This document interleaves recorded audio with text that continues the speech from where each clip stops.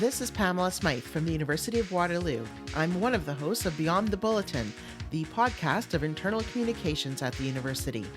We bring you news and views from the U-Waterloo community. Please spread the word that we're on SoundCloud.com or wherever you get your podcasts. And now the interview from episode 105 of Beyond the Bulletin, originally broadcast on October 8th, 2021. Professor Anita Layton uses computer models to further knowledge and understanding about our bodies, and also how various diseases and medications affect us. Some say mathematics is her microscope. She's a Canada 150 research chair in mathematical biology and medicine. As she tells us in the interview, there's much that a computer can do to improve and modernize medicine. Anita, it's so wonderful to have you here. Thank you for having me. Now, what does it mean that you use mathematics as a microscope? So, what I mean is that math lets us see things that we weren't able to see before. So, think about a microscope, right? So, it was discovered in the 19th century, and it allowed biologists to see processes that were, previously invisible, really tiny things like cells, or something that's even smaller. You can see cells, you can see bacteria, or it's not just for biology, right?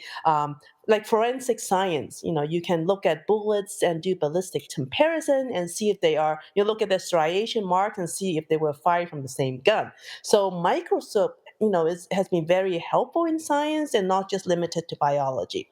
So for math, I think of it the same way. It allows us to see more than just anatomy or structure, which are allowed by microscope. We can figure out, what cells are doing.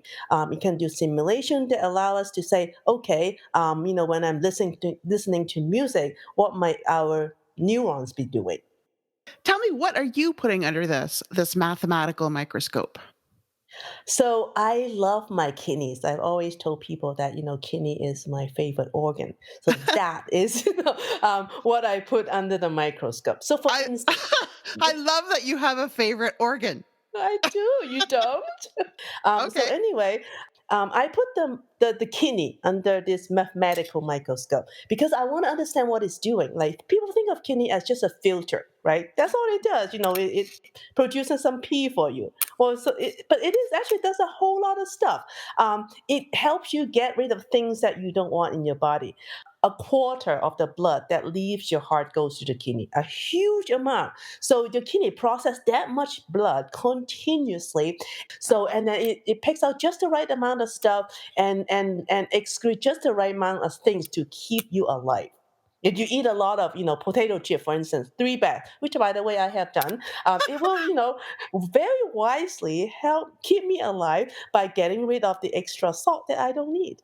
What are we looking at? You're not actually putting it under a microscope. You're using computers. So explain that a little bit, how Right, that right, right. works. So if you think about microscope, it allows you to look at the shape of a cell, right? Or the structure of a cell. It doesn't really tell you what the cell is actually doing. So it Mm. doesn't tell you how it functions. So biologists can tell me, okay, so you put all this blood in the kidney, and then the cell that forms the kidney will reabsorb, like take back from the filtrate back, give it back to you, and then excrete the things that you don't need. But exactly how do the cells accomplish its purpose?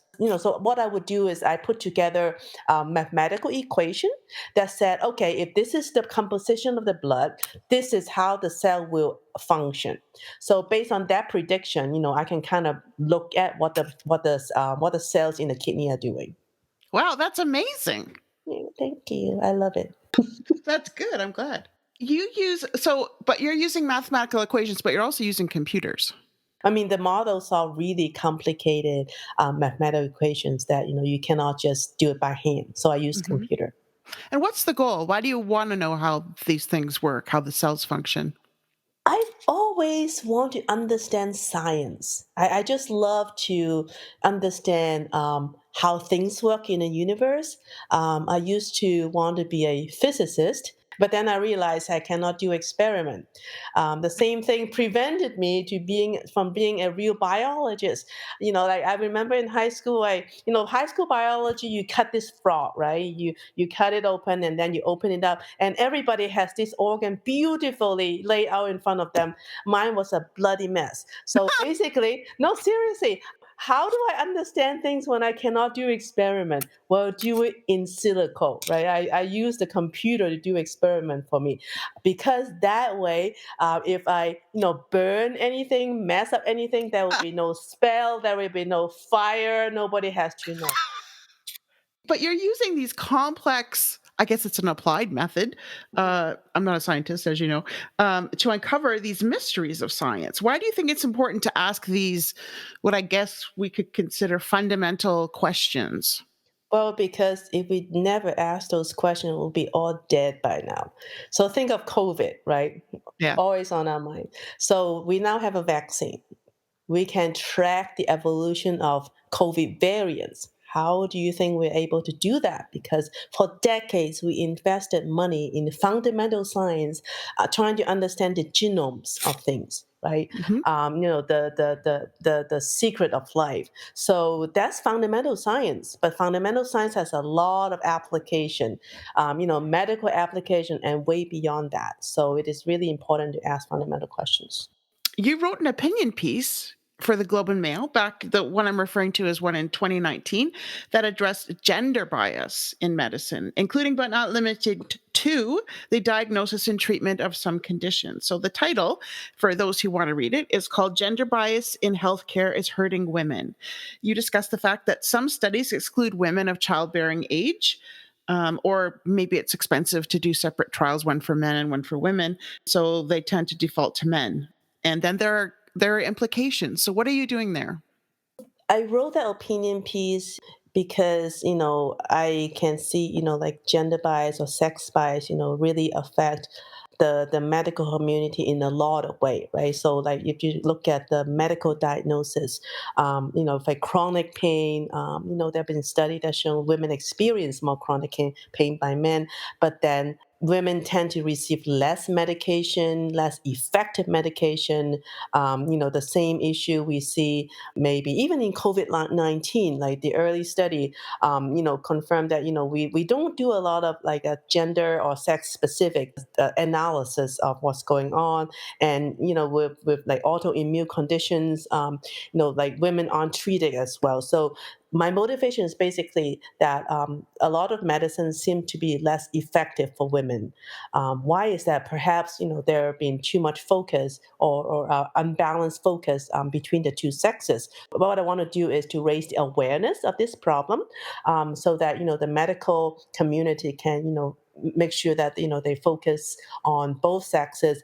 And people like me who do computation, we can develop models that is based not just on one sex. We want to be Mm. develop model and do analysis that apply to everybody, not just one half of that population. But there are things that, like your favorite organ, the kidney, they're Yeah. different in men and women, which I didn't realize. Yeah, actually, I didn't either until like recent years. I mean, we don't think about it, right? If I need a kidney transplant, I don't think people ask like, what is the sex of the donor? Well, you're dying, so you really shouldn't worry so much. Right. So there are actually quite like substantial differences in some of the molecular structure. So it does have implication. For instance, like the kidney play a very important role in blood pressure regulation. So maybe as a result of the sex differences in the kidney function, there are notable differences in blood pressure regulation between men and women. Men actually tend to develop high blood pressure earlier than women of the same age until menopause and everything's fair game. Um, so I want to understand, okay, so there are differences. Why is that? So the hypothesis could be that women have to carry a baby, right? So that's actually serious physical trauma. And you have to increase your blood flow. You have to feed this thing that grow inside you. It's a pretty pretty serious thought there. Major. Major. So yeah, so like because of all these things that women have to go through, our body has evolved in a way that can handle that kind of, as and I would call them assault. That the male population do not have to worry about. There is a whole wide range, lots and tons of different types of high blood pressure medication that target different aspects of your body. Some of those work better for men. Like for instance, it could decrease your blood pressure by, I don't know, 20 unit in men versus maybe 10 in women. Do they both work? Yes, they both work, right? But they seem to work better in men. There are other medications that seem to work better in women. I'm curious, I'm scientifically curious. I want to understand what it is about the body of men and women that make us respond to this drug differently, at least with different efficacy. Number two, I want to educate a doctor and, don't just, somebody come in, okay, they have high blood pressure, this is their blood pressure, and therefore this is the drug that they should take. No, you should, look at, are you looking at a man or a woman? You should know. And then, Hmm. based on their sex, no, maybe you should prescribe different medication. Huh. So, are your computer models replacing clinical trials? No, definitely not. So clinical trial is necessary. We can. I mean, drug approval agency would require that, and I'm Mm, not the one to say that. Well, you shouldn't, right? right. So what computer simulations do is not to replace clinical trial, but to focus the resources into drugs that are more promising. So what do I mean by that? So, for instance, okay. There is this horrific disease, right, that's Hmm. devastating us. It could be Alzheimer's, it could be COVID, or it could be cancer, whatever. Okay, Mm, so given our understanding of what's causing the disease, we think that the drug that has this property, this is the property that you need to look for in a compound, okay, for an effective drug. So that property, you may be able to find it in 25 different proteins. So which one should you focus your money on, right? Clinical trials are very expensive, right? mm. It can cost, a couple of billions. It's billion, not million, billions of dollars. Wow. So a lot of them actually fail, right? Like Alzheimer's drug, more than 99% of them fail. When you Oh. fail at phase three, you just flush down your toilet $3 billion, right? Mm. So it would be really difficult to persuade any pharmaceutical company to run clinical trials on all 25 candidates. However, it will be a lot cheaper to run computer simulations on all 25 of them, pick out the top candidates in terms of efficacy and safety, right? You won't want something that works, but then, kill the patient in some other way. So, Right. and then just run trials on those top, I don't know, top two candidates. Hmm. So simulation can help you focus your resources, and then in that way speed up the discovery of promising drugs. Does that mean that it could lead to a reduction in the cost of medications? In an ideal world, yes, but that is difficult to say. I hope that would be the Hmm. case. But as you understand, drug prices are correlated, but not entirely dependent on the investment, right? Hmm. Price of things is depends on demand a lot more than how much money it costs to produce it. I Let's see. put it that way, right? What about animal testing? A lot of medications are tested on animals. Could you simulate that with your computer? Yes, I mean that might be one really positive things that computer simulation can do. Maybe we can reduce the need for animal testing. And also reducing adverse effects on humans in clinical trials? No, actually, it's highlighting the possibility of adverse effect, right? So if there's a Ah. drug, so what we would want to simulate the effect of a drug. So we want to see whether the drug can do what it's supposed to do, which is to, either cure or reduce the severity of the disease. But Hmm. then at the same time, you don't want it to surprise you with negative side effect, right? You want to cure my cancer, but then you don't want to at the expense of, killing my liver. Right. If Then you it have a whole does, other you problem. exactly right. So if it does, you want to see in a computer simulation, not when you're testing the drug on either people or poor little mouse. This is I appreciate a very complicated question that I'm asking for a very simple response. But How does it work? How can a computer simulation tell you what's going to happen with particular medication in a particular person? So, first, we need to have some biological understanding of how the body works, right? So, you can say, okay, if I take this compound, my heart will change in this way, right? It will maybe pump harder or something, right? Mhm. So, as a result, because the heart is pumping harder, it will change. It will have effect on a whole lot of other system in your body, right? Because the blood go everywhere. It will maybe affect your brain, maybe affect your muscle, maybe affect the metabolism of your liver. Mm. So you have the understanding. You want to incorporate into your model understanding of how when this system changes in the body, how is it going to affect all the other systems? And when Ah, all the other systems are changed, and those changes, how will it propagate to the rest of your body? mm. So when you have that understanding and you represent that understanding in a model, you can use it to test drug. Are you currently working with pharmaceutical companies right now? Yes, I am working on a testing platform for a new, somewhat new diabetes drug. Oh, wow. What are you working on right now that excites you the most? Everything, Pamela. If something doesn't excite me, I don't do it. Seriously, I fall in love with things so quickly. I just love everything I do. I'm old enough to be able to choose what I do. Well, and you're accomplished as well. So you came to Waterloo from Duke University Yes. as part of the Canada 150 Research Chairs program. And for you, that entails, correct me if I'm wrong, $350,000 per year for 7 years. For Canada, the program means that we're attracting top talent from around the world like you to come and work in Canada. What did it mean for you to get the invitation to work at Waterloo? I've always been impressed by the innovation of Waterloo, and Waterloo is known for its mathematics as well. So that has been, very attractive to me. And I don't know if I mentioned it to you. I am Canadian, so I'm actually, from Canada, and I have parents who live, close to Waterloo. So being close to them is also a major appeal as well.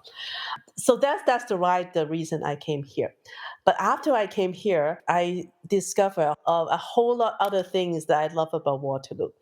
So for instance, no, it's great. You came here to a place, and usually, it doesn't. Like usually, you come to a place and then you found out all these, things that are negative. But no, it's like the other way around. It's like Oh, better than I thought. It was wow. awesome. I was so happy. So like after I came here, I have been able to recruit a much more diverse group of trainees to work with me.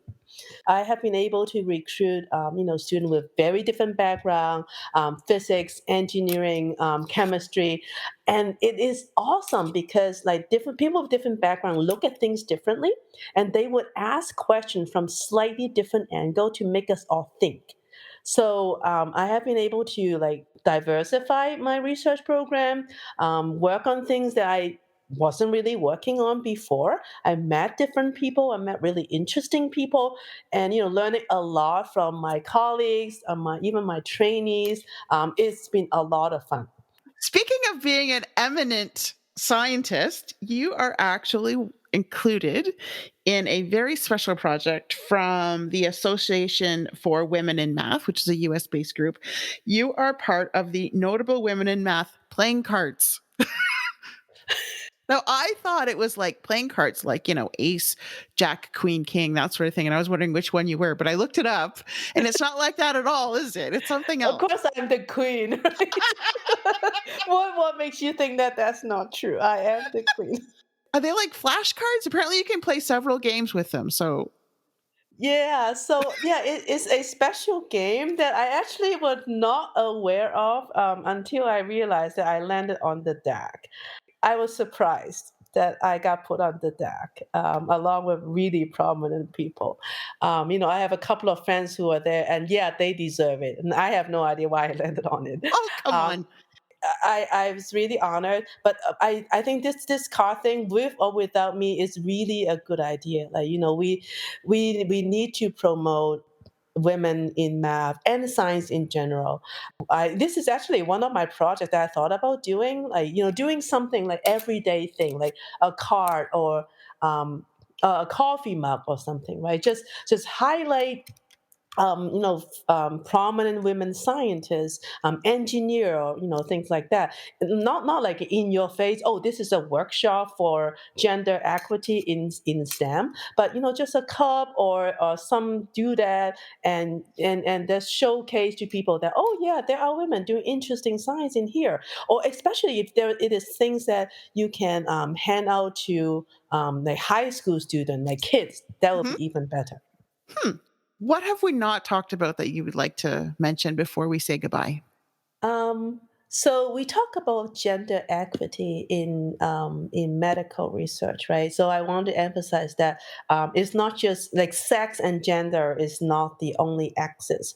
There is also racial equity. Ah, Right? So there are actually important race difference in a lot of diseases, like um, African American have a much higher prevalence in high blood pressure than Caucasian American. ah.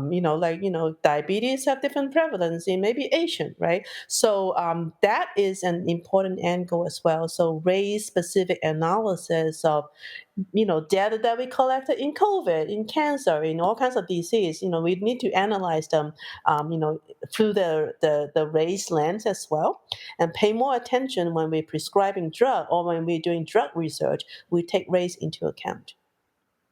I really want to do race. Hmm. Maybe I have to start with just human data, which is a lot more sparse. So more data, medical data, biological data on race differences and gender differences would be really important. For diverse community and for equity in medical research. Well, Anita Layton, it's been such a pleasure talking to you. Thank you so much for Yeah, this, thank you. and I'm excited to watch what more you do to shine a light on these inequities that we see in medicine and help resolve them.